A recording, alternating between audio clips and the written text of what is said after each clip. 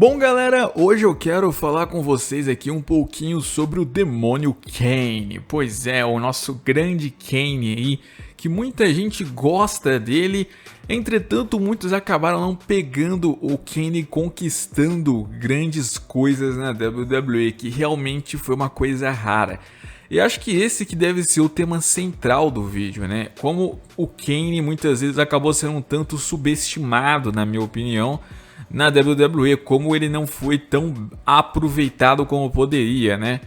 Porque o Kane ele já tinha feito outros papéis ali, ele como pessoa, né? Já chegou a fazer o de um dentista lá assustador. Mas quando ele vira Kane exatamente, é em 97, com aquela história lá de ser o meu irmão do Undertaker. Eu já fiz um vídeo sobre isso muito bom, você pesquisa aí no canal, de que o Undertaker teria lá queimado uma casa lá com os pais deles. E o Kane sobreviveu e o Undertaker não sabia, né? E por ter se envolvido com fogo ali, ele virou um piromaníaco, né? Um cara ali maníaco no fogo. E via que esse personagem, assim. E desde então ele era um personagem bem assustador ali. Aquela máscara dele vermelha, a antiga eu gostava mais. E aqueles cabelos longos ali, que com o tempo a gente descobriu que na verdade eram peruca, mas não tem problema algum. Na verdade no começo não era peruca, né? Ele raspou e ele inclusive deu até uma entrevista que a mulher dele ficou até triste porque ela gostava do cabelo dele. Mas depois sim ele começou a usar peruca. E ele vinha bem, cara. Ele vinha bem, chegou a ganhar título mundial ali pouco tempo depois, né? Mostrando que a WWE poderia dar um valor pra ele, só que o reinado dele acabou não durando muito. É porque na época também ele tinha uma dificuldade ali em competir com alguns nomes que já estavam meio que consolidados por lá na WWF. E aí que mostra como o Kane, ele quase sempre virou sombra, né? Por mais que ele pudesse ter um potencial muito grande, ele virou sombra.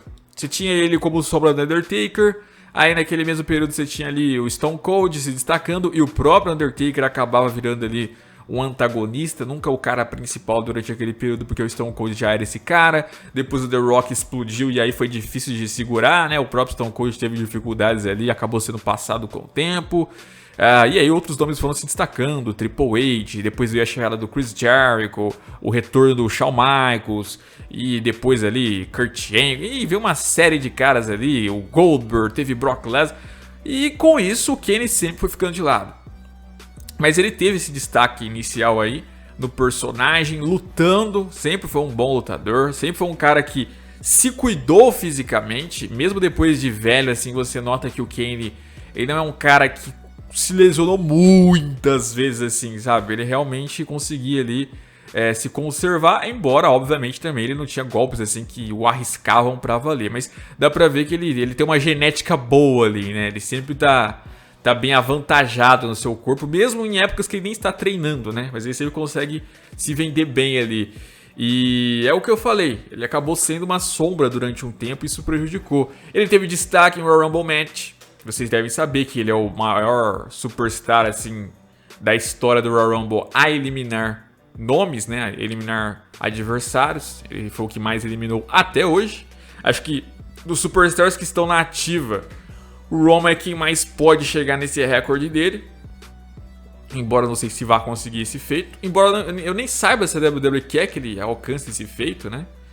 Mas o Kane tá indo muito bem. Só que ele nunca ganhou um Royal Rumble. Já perdeu na final, já perdeu em semifinal. Já chegando no finalzinho ali, se destacava e caía fora, né? Mas ele sempre foi um cara bom em Royal Rumble.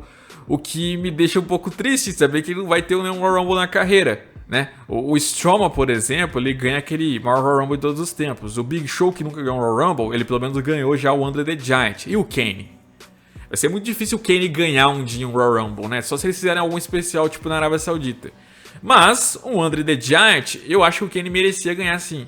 Ele perdeu aquela vez lá sendo eliminado por último pelo Corbin, se eu não estiver enganado, né? Acho que foi ele que foi o último eliminado.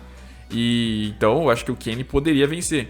Que ele poderia ganhar aí em alguma edição, se é que ele queira lutar, né? Porque como vocês sabem, ele vem seguindo aí sua carreira de prefeito em Knoxville, né? Ele vem entrando nessa carreira política dele, que é uma história bem interessante também, né? Ele começa a se envolver cada vez mais nisso, mais ou menos quando ele vai lendo alguns livros lá de escola austríaca por meados de 2007, faz campanha por Ron Paul em 2008, né?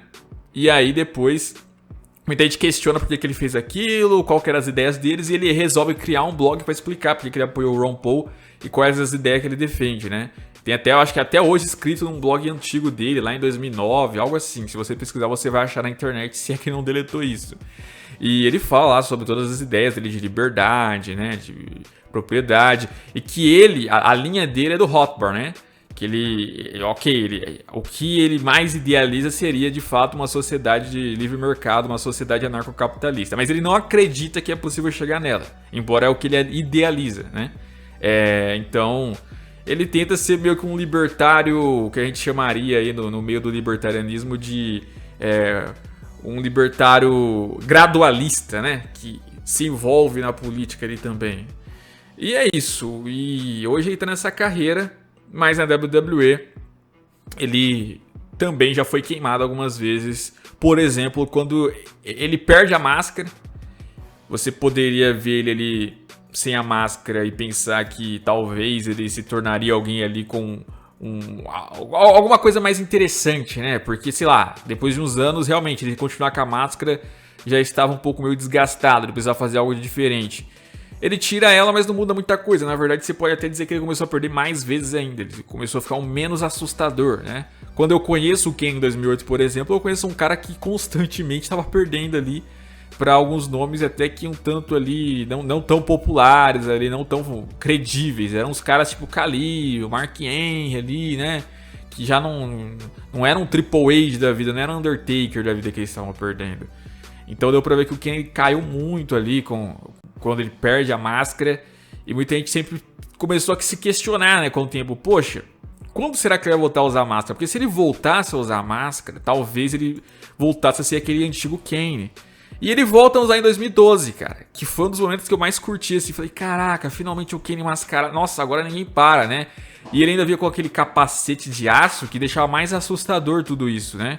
E aí, realmente, o Kane vinha ali e começava a destruir os adversários, mas que em pouco tempo também enterraram o cara lá naquela rivalidade com o John Cena, que ele sai por baixo. Depois com o Randy Orton lá, que ele acaba perdendo pro Randy Orton também, né? E aí depois tudo vai pra pior ainda, né? Ele começa a se envolver lá com o Daniel Bryan, com a AJ Lee, né? Aí se envolve lá com a AJ Lee, que fica apaixonada por ele, e aí pronto. Aí não tem como se levar a sério o Kane, que é envolvido numa historiazinha de novela dessa. E depois vira amigão do Daniel Bryan ali, e eles se abraçam e tal. Então virou um carinha mais da Disney ali, ele é um monstrinho da Disney, e aí eu acho que isso decaiu muito. Mas ele sempre foi um grande ator, mesmo que muita gente depois critique ele ter abandonado a máscara de Kane para virar o Kane executivo da autoridade, ele como Kane executivo, ele foi muito bem. Pelo que era proposto, o papel dele ele cumpriu de forma muito digna ali. A forma como ele falava, como ele agia, ele realmente parecia que sempre tinha sido executivo. Sabe, se alguém conheceu o Kane sem a máscara, conheceu a partir dele como executivo, não ia estranhar. Ia achar super normal. Quem estranha é quem conhecia o antigo Kane. Que aí você olha e fala, pô, mas o Kane não era assim, o Kane era diferente. Que tipo de Kane é esse? Mas quem já conhece ele direto como executivo, já acha super de boa, tipo, porque ele atuava muito bem naquele papel. Ele foi um grande ator, o Kane, né? Foi um dos melhores atores que a gente tem na WWE. E que não é tão reconhecido assim, né? Não é tão reconhecido assim o Kane, infelizmente. Mas é isso, eu acho que ele merecia aí ter alguma homenagem, ganhando um André the Giant um dia. E acho que a aposentadoria dele também poderia ser algo bem desenvolvido. Eu não sei se a WWE vai querer fazer isso, mas eu sinceramente acho que renderia uma grande história. Até porque a história de origem dele é muito boa. Então, eu não sei contra quem ele poderia fazer um último combate. Talvez contra o Bray Wyatt. O Undertaker e ele, eu defenderia a ideia dos dois encerrar a carreira juntos num combate. É uma coisa que muita gente sempre pensa, né? Porque a história dos dois é bem interessante. Mas eu não sei se nem se o Undertaker vai voltar a lutar, né? É o que eu tô dizendo que ele realmente aposentou. Então é isso. Vamos ver aí como que vai ser esse termo de carreira do Kane, que pra mim é um dos mais subestimados da história.